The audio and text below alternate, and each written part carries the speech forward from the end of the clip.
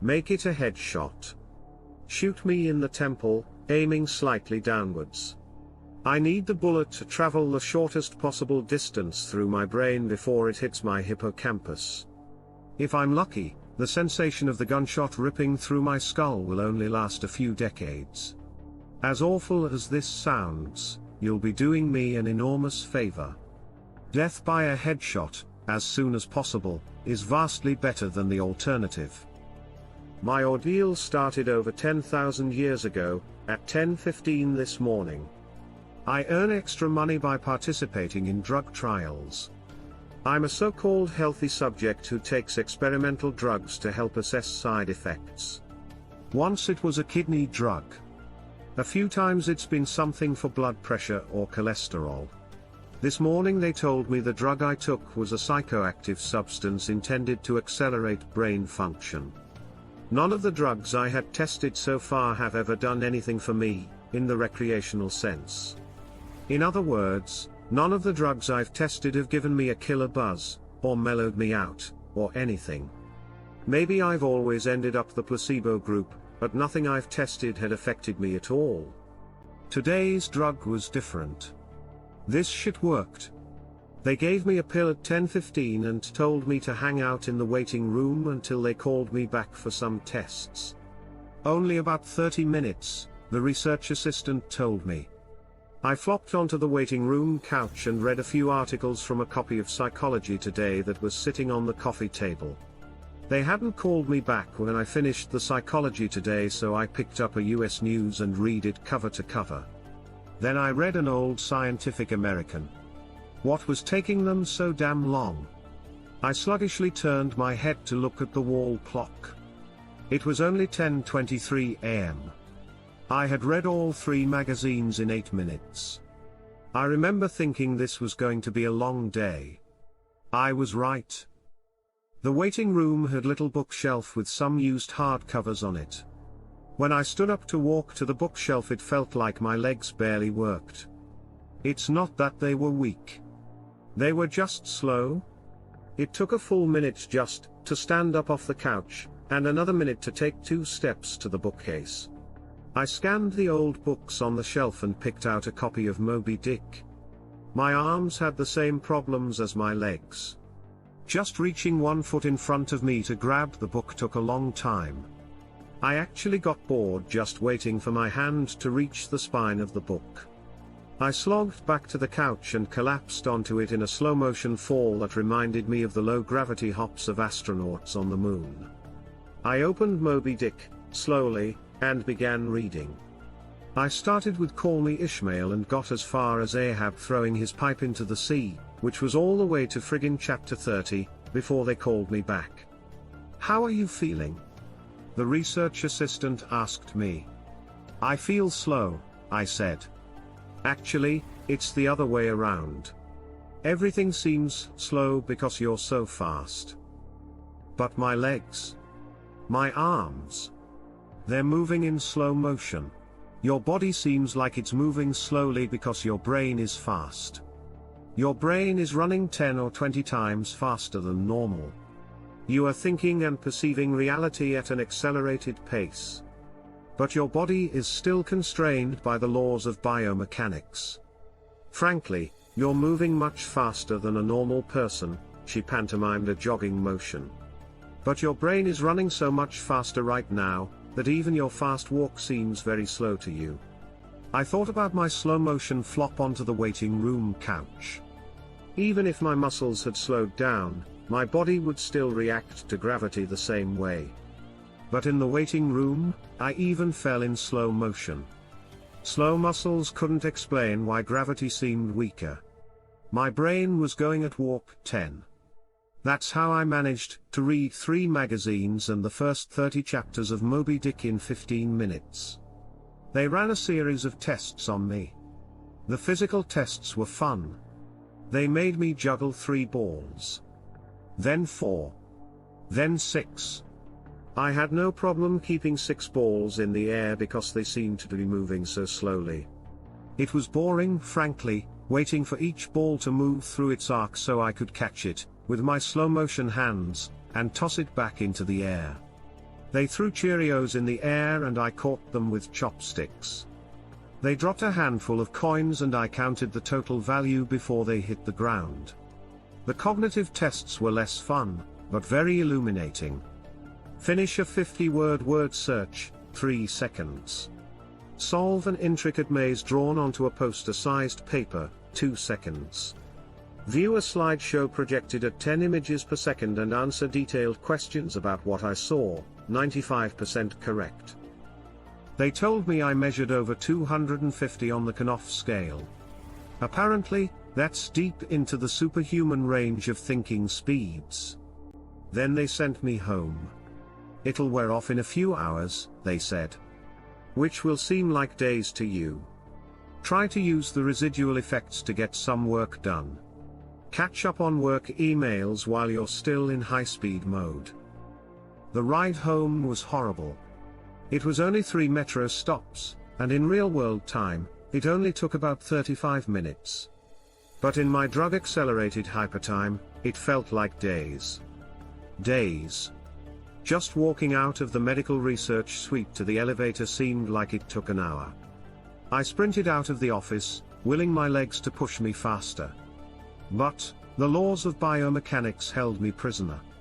As accelerated as my brain was, I couldn't do anything to make my legs work faster. The huge disconnect between my body and mind made it extremely difficult to judge how and when to slow down, turn, or rotate my body. I had basically turned into giant, slow-motion spaz.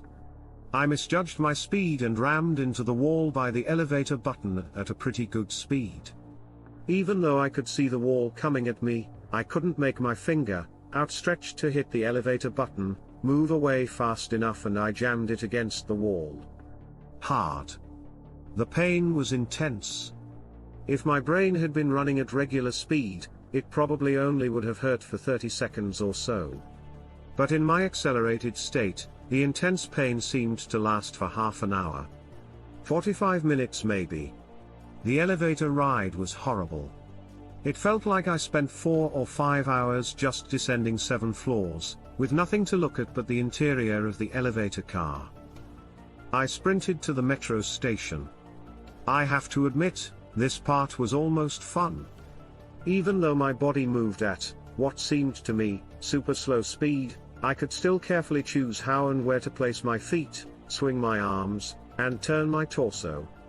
It only took a block or two to getting used to having a brain that ran 24 times faster than my body. Then I basically sprint danced the rest of the way, twisting and juking between people on the sidewalk and dodging moving cars with inches, aka minutes of clearance. I spent an hour, in my time frame, descending into the subway and running to the platform. Endless tedium waiting the 6 minutes for the Red Line train to arrive. Although there was more to look at on the metro platform than inside the elevator, it was still intensely boring. I should have stolen that copy of Moby Dick. The Red Line train roared into the station in slow motion. The normally high-pitched squeal of its brakes was frequency shifted by my high-speed mind to a long low tone, like a monotone tuba solo. It wasn't just the squealing subway train that was 3 octaves lower than normal. All sound was slowed to the point of near inaudibility. Voices were gone, shifted below the threshold frequency of my hearing. I did manage to hear a screaming baby on my subway car, her shrieks slowed to sound like whale songs. Sharp sounds like a car horns and trucks bouncing over potholes were low, muddied roars like distant thunder. Back at the research offices, I could still hear and communicate with the research staff. But now verbal communication with anyone would be impossible. The effects of the drug were still intensifying. I spent what seemed like days on that fucking Red Line train. Days. Listening to the whale song of the screaming baby, and the tuba solo of the brakes. Where ordinary voices were frequency shifted out of my audio range, smells didn't seem to be affected. I never became nose blind to the body odor, the stench of the train's brakes, and melange of farts and other smells wafting through the metro car. I finally got back to my apartment. Sprinting through my open door and into the front hall at full speed was like a slow, relaxing drift down a lazy river. I was relieved to be home. At least I had stuff I could do there. I picked up the book I was reading, 100 Years of Solitude, and finished it. Despite turning the pages so quickly that I tore many of them, it seemed like most of the time I spent finishing the book was spent on page turning and not actually reading. 3 minutes had passed since I got home. I tried surfing the internet. My God, it takes a long time for computers to boot these days, but it was too frustratingly slow. Hours, seemingly, to load each new page, and a fraction of a second to read it. 100 articles in my news feed read and just 3 more minutes done. I dipped into my pile of yet to be read books and finished 2 more. 4 more minutes had passed. I decided to try to sleep off the remaining effects of the drug. Unfortunately, whatever part of my mind is responsible for perception, the part that's been accelerated to hyperspeeds by the drug, isn't the same as the part that governs sleep. Despite being awake for what I perceived as days, my physical brain still thought it was 1:25 p.m. It was not ready for sleep. Nevertheless, I tried to sleep. I walked to my bedroom, a slow 45-minute drift through my apartment, and flung myself into bed, lazily falling like a feather onto the mattress. I closed my eyes and lay there for hours and hours, 10 minutes of reality time, before giving up. Sleep would not come. I was facing what was going to feel like days, or maybe even weeks of being trapped in a slow-motion prison. So I took an Ambien. The sensation of the pill and the splash of water I used to swallow it sliding my throat was sickening. A lump that blocked my breathing, moving like a slug down my esophagus. I read a book. 10 minutes had passed. I read another. 18 minutes since I took the Ambien. I threw the book across the room in disgust at my situation. The book slowly pirouetted and spun through the air, like a leaf blowing in a breeze. It hit the wall with a long, faint rumble, the only sound I had heard for what seemed like hours, then drifted to the floor like a flip-flop sinking in a swimming pool. The force of gravity hadn't changed since I took the pill. The laws of physics were the same. It was just my perception of time that had gone wackadoo. This meant I could use the speed things seemed to fall as a way of judging the effects of the drug. Based on how long it took the book to drift to the floor, I estimated the effects of the drug were still intensifying. I read a magazine. I turned on the television. I clearly saw each frame of video like I was watching a slideshow. Frustrated, I turned the television off. I read some more. The first 2 books of Churchill's A History of the English-Speaking Peoples. Not exactly a light read. Frankly, I hated it. But given the hours of tedium it would take to go get another book off my bookshelf, just sitting on the couch and reading Churchill was better. Or at least less worse. It had now been 35 minutes since I took the Ambien. I lay down on the couch and closed my eyes. Time passed. I inhaled, an hours-long process. Time passed. I exhaled for more hours. Sleep would not come. I needed a new plan. I decided to go back to the offices where they gave me the drug. Maybe they would have something that could counteract its effects. Or at least something to knock me out until it wore off. I exited my apartment as fast as possible, taking hours in my time frame to do so. I didn't even bother locking the door. It would have taken too long.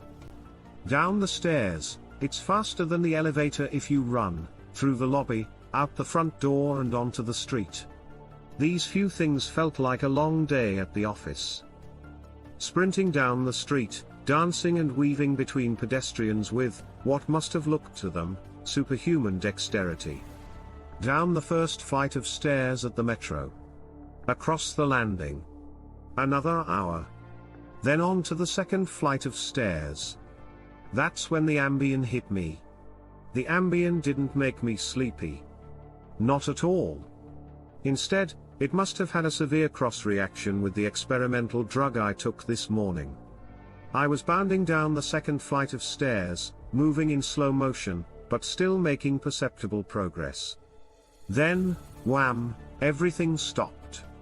The dull roar of the street and metro noise ceased, replaced by the most perfect silence I've ever experienced. My downwards motion seemed to completely freeze. Before the ambient kicked in, my perception of time was maybe a few hundred times slower than real time. After the ambient took effect, time moved thousands of times slower. Every second seemed like days to me. Even just moving my eyes to focus on a new point was like an impossibly slow scroll across my visual field. Over the course of the afternoon, I learned how to walk, run, and jump when my mind ran hundreds of times faster than my body. But with another 4 or 5 orders of magnitude of slowdown caused by the ambient, body control was almost impossible. I fell on the stairs. Even though I was all but frozen in mid-step, controlling my muscles was impossible.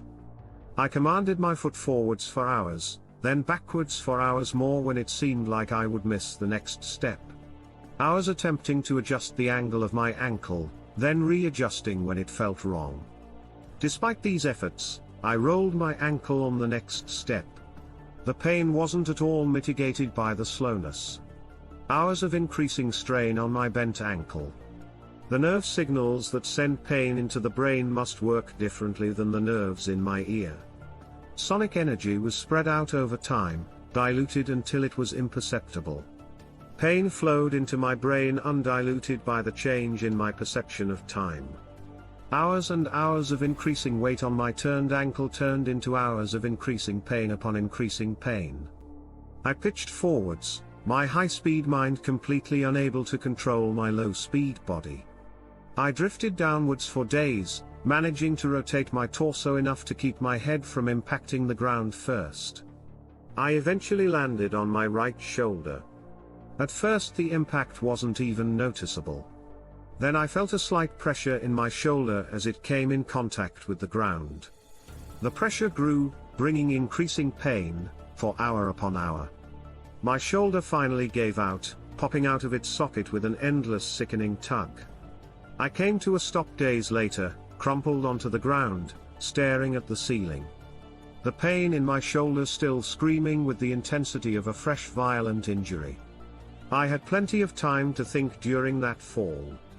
If every second seemed like days to me, then each minute of real-world time would be like years. Even if the drug cleared out of my system in the next 2 or 3 hours, this nightmare would seem to last centuries. By the time I hit the ground, I had a plan. I would somehow get to the platform and throw myself in front of a train. I twisted onto my hands and knees. Days of my dislocated shoulder crying for relief. I misjudged my rotation and rolled onto my back. I tried again, collapsing onto my face as I tried to figure out how to control a body that moved slower than grass grew. Weeks of effort were finally rewarded with success. I stabilized on my hands and knees. If just getting on all fours was this difficult, I figured that walking or running was completely out of the question. So I crawled. I crawled through the metro tunnel. The dumb looks on the faces in the crowd lingered on me for weeks. I crawled under the turnstile and onto the escalator. The escalator spilled the rush hour crowd onto the platform at the same speed a glacier spills ice into the sea. I looked out over the crowded platform during my interminable downward ride. The train status sign said the next train wouldn't arrive for 20 minutes. 20 minutes was like a year to me. I'd have to spend a year on the metro platform, waiting to die. I crawled off the escalator, enduring days of stupid expressions on the commuters' faces. I crawled a few feet to a concrete bench and curled up next to it, trying to find a position to lessen the pain in my shoulder. Then my problem with time got worse. Impossibly worse. The massive slowdown on the stairs was just the beginning of the interaction between the experimental drug and the ambient. It fully hit me while I was curled up by the bench. I blinked. Years of darkness followed. Sound was already gone, And with my blink, sight was gone as well. All that existed was the pain from my fall. My hyper-accelerated mind wasted no time compensating for the lack of sensory input. Voices spoke to me. They sung to me in languages that never existed. Patterns and faces and colors came and went in my mind's eye. I recalled my whole life, and imagined living another. I forgot English. I settled into a profound despair. I spoke to God. I became God. I imagined a new universe and brought it to life with my thoughts. Then I did it all again. And again. My eyes opened with geologic slowness. A faint glow. Weeks. A slit of light. Weeks. A narrow view of the metro platform, ankles of the commuters near me and an advertisement on the opposite wall. I extracted my phone from my pocket. A project that spanned decades. How can I even explain the boredom? The pain in my shoulder is nothing compared to the boredom. Every thought I can think, I have thought hundreds of times already. The view of ankles and advertisements never changes. Never. The boredom is so intense it's tangible, like a solid object of metal and stone wedged into my skull. Inescapable. What are my options? If I crawl and fall onto the tracks without an oncoming train to crush me, I won't die. I'll experience even more pain from the 4-foot fall, but I'll most likely be rescued by some do-gooder on the platform and unable to act when the train finally does arrive. My suffering in that scenario will be endless. So I wait for the train. So I can throw myself under it. When it finally hits me, I will experience the pain of being ripped to pieces for centuries until finally, the light of life leaves my brain, and my experience ends. I've lived hundreds of lifespans at the foot of this bench. I am far older, in spirit, than any human who has ever lived. Most of my life experience has been a snapshot of pain huddled on the floor of a subway platform, with an unchanging view of ankles and advertisements. This post is my plan B. My Hail Mary. My long shot. I've spent lifetimes typing and posting this message in the hope that someone will read it and become convinced that my suffering must end. Someone on this platform right now. Someone who will find the man curled under the bench, the man who crawled down the escalator, and kill him as swiftly as possible. A bullet to the temple. If you're armed and at the Glenmont Metro, please shoot me.